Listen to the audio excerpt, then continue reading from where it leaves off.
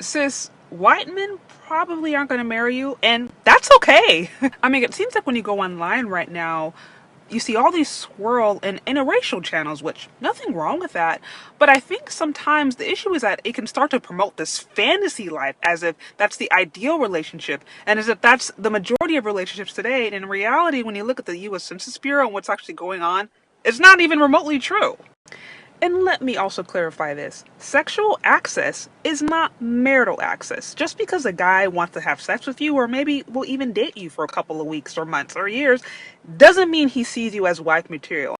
Now, why is the rate so low despite the fact interracial marriage has been legal for decades now?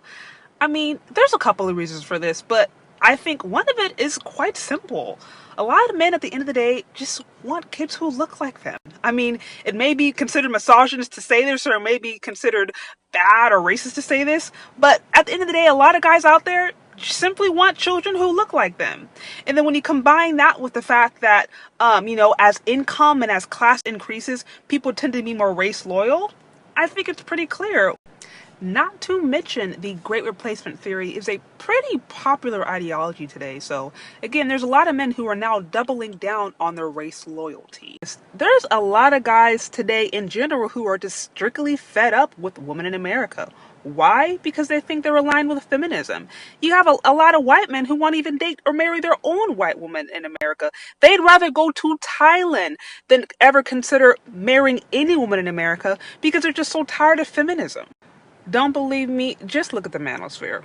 The reason I want to say this is because I have no issue with interracial relationships, but more often I see women, especially black women, promoting interracial marriage as the best option when they don't know how to get along with their own men. And if you think that you who don't know how to get along with men within their own community are going to have an easy time going into another community and just finding the high value man, because let's just be honest, it's not like you women want, average guys. You all want the high value rich men.